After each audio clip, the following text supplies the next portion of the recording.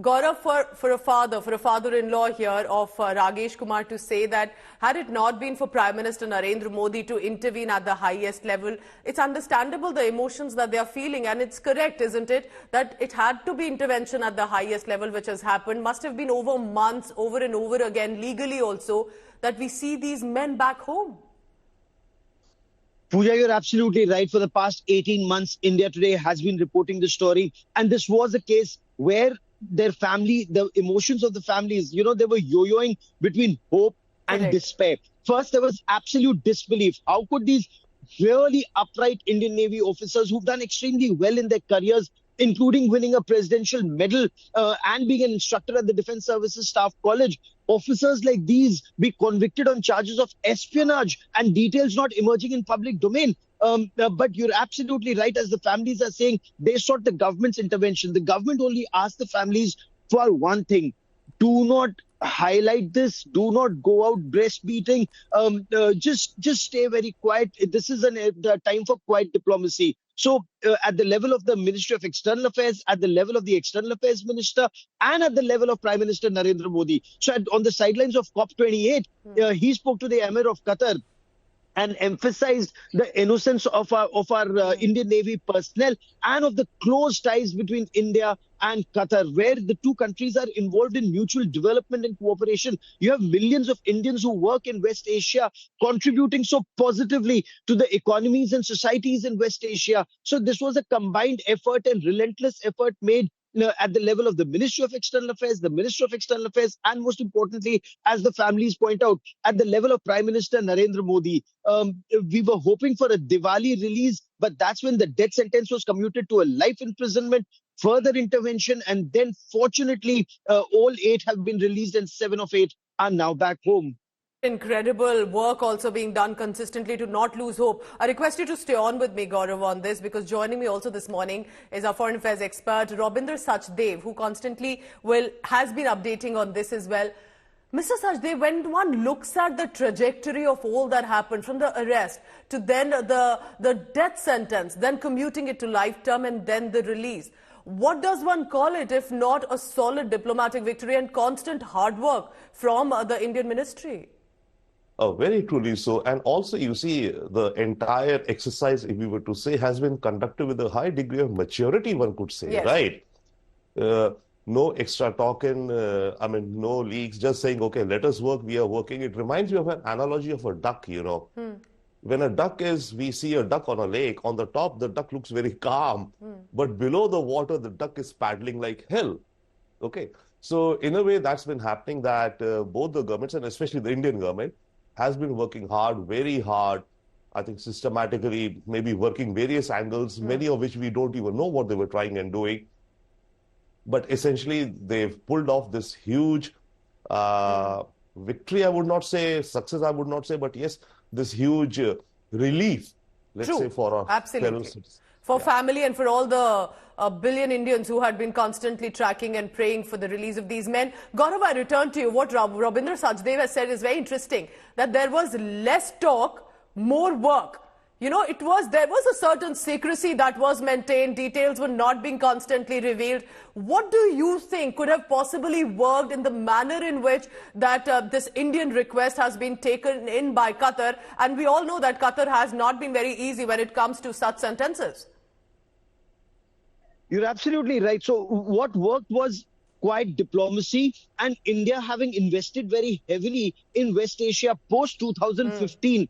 You'd recall Prime Minister Narendra Modi's multiple visits to West Asia. In some countries where there had been no visits in the past 3 decades, he was the first Indian Prime Minister to go there. Our engagement with the Kingdom of Saudi Arabia, our engagement, with the United Arab Emirates, our investment, in human terms, in all the countries across West Asia. And this is where the message that has constantly been going across is that Indians work for the betterment of these countries. Indians are very hardworking people, whether it's information technology, whether it's other jobs, whatever we do, we are contributing positively to their economies and they are contributing positively to ours. That people to people ties matter, government to government ties matter. Prime Minister would be going and inaugurating a temple at Abu Dhabi in 2 days from now. So that shows how close these bonds are. And this was the time when all those bonds were actually harnessed to secure the release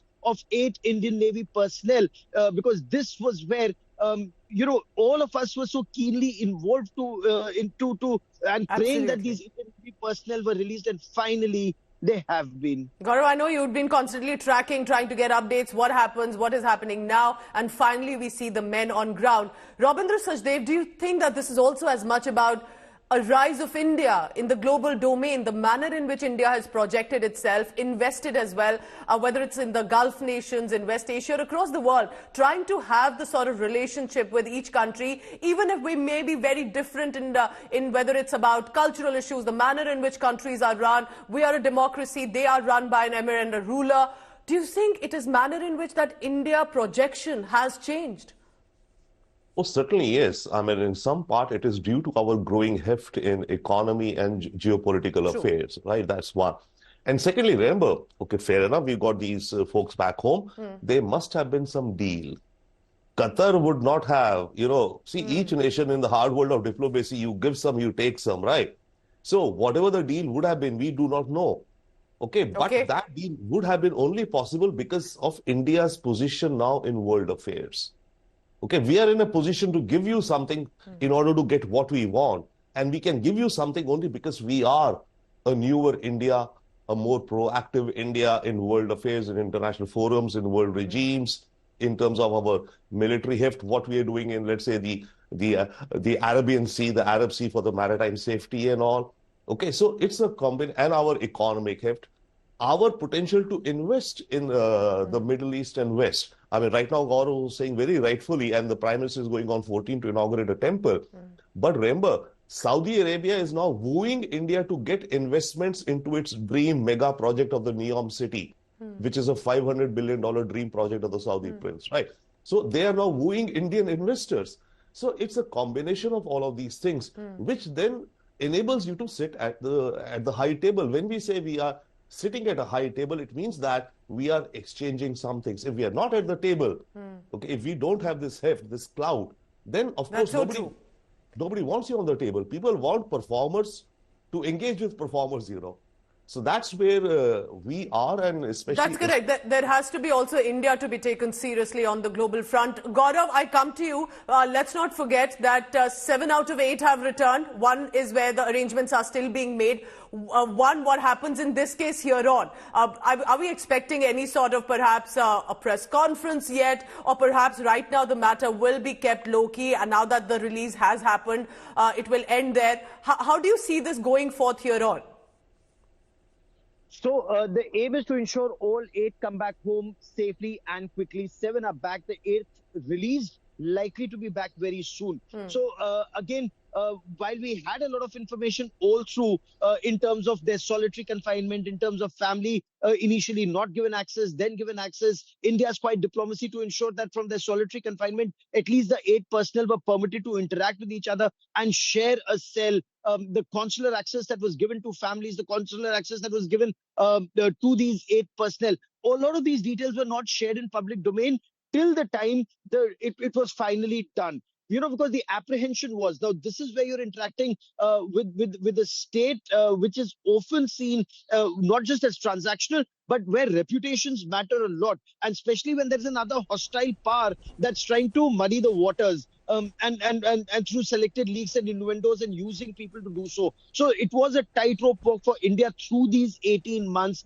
Now that the release has happened, the 8th, sailor coming back home, the officer and coming back home, that's of critical importance. Also, India's investment and work there has to continue. The large number of Indians who are working there, that relationship has to be maintained. So a lot of efforts still on. We'll have more details when the Prime Minister addresses Ahlan Modi at the United Arab Emirates. A lot more details, will be revealed in Abu Dhabi. And in we'll be tracking the latest. What a beautiful moment this was in the morning when we all woke up realizing that these men have touched down back home and will be reunited with their families. The family members clearly emotional, saying Modi ki jai, Bharat Mata ki jai, and understandably the emotion that they feel at this point. Thank you so much, Gaurav Sawant and also Rabindra Sachdev, for joining us for this special telecast. And we'll continue to track one remaining. And we hope that will be a soon safe release back home very soon as well.